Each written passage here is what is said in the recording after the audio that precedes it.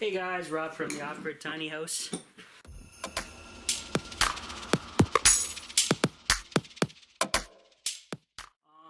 So what I did, working on the wind turbine today, is I'm going from a smaller size wire to a 4-gauge size, thicker wire.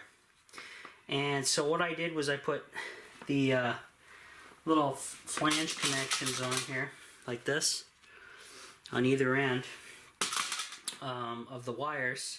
And I'm using the scrap pieces of stuff that I got from taking apart that orange battery pack and Pierre's black power pack, and I'm just putting these together via nuts and bolts. Gonna try to really crank these fittings tight together, and then I'm gonna tape them, obviously, so we don't have bare metal touching anything we don't want. And that's kind of the goal, but this one's pretty much tight. I just used those short bolts that I got out of those packs, and it worked awesome because I wasn't sure what I was going to use, and that's pretty tight. So now I'm just going to take the crap out of this thing with some good old electrical tape, and hopefully that locks it in. I'm going to hit it with a couple strands of this stuff, because this will be outdoors, and I'll have to make sure it doesn't come into contact with anything.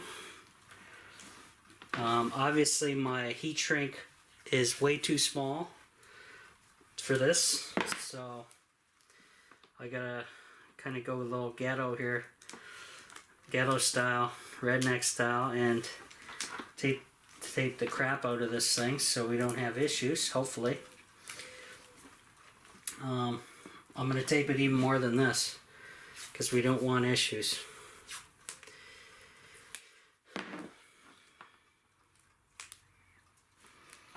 So I got to repeat this process for the negative terminal, and then I got to fish this wire out and through the connection in the wall where the rest of my solar power wires come through.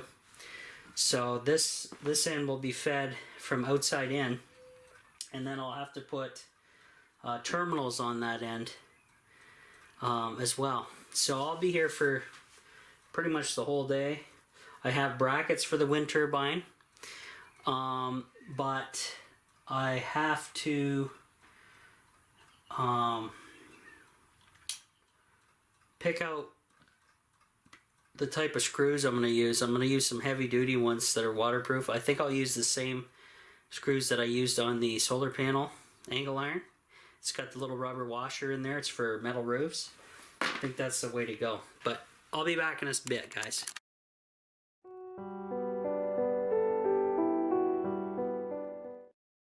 Alright guys, Rob from the Off-Grid Tiny House.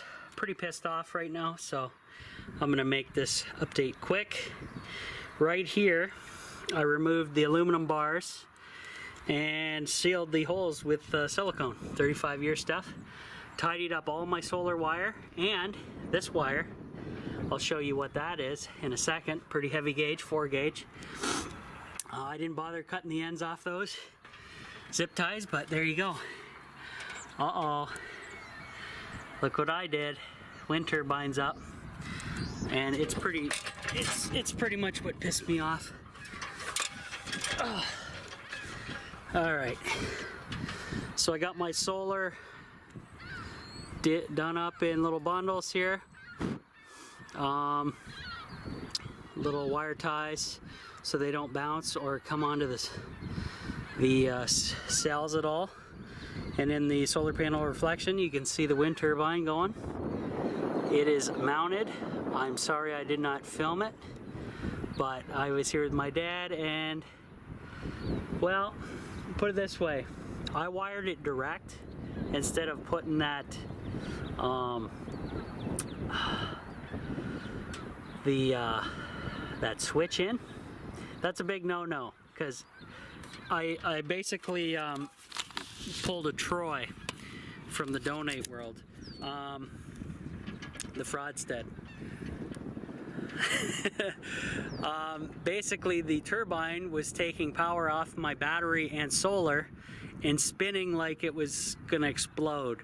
So I don't know why Coleman made this switch so stupid that they gave you, and the diagram so poor, piss poor. But just make something normal, guys. 2 wires is all you need, but this one, oh, we got to have a special switch and it has to go this and this. No, that's stupid, Coleman. So not impressed with Coleman now, but we'll see what happens. We'll see if the wind turbine works. I need 2 people to do this, and I do not have 2 people. My dad was here earlier, and I could not figure out what the hell was going on. And I need somebody to stand under the turbine and tell me, there's that little thing in the middle there you can see, it will start blinking, and tell me if the thing is working properly. But I can't be inside the trailer flipping switches and be out here at the same time to see what happens. So pretty pissed off about that as well. So Coleman, yeah, you gotta do something about that too, bud. That's trash. All right, so I got it wired in. I'm gonna go show you that butcher job, because the switch they give you is horrendous, and that's just the way it is. But solar panels look good. Done up. It's not as windy today as it was when I was installing these, thank God, but it does look overcast again. Yeah, looks pretty overcast, so we'll see what happens. I'm gonna go inside and show you what's going on in there.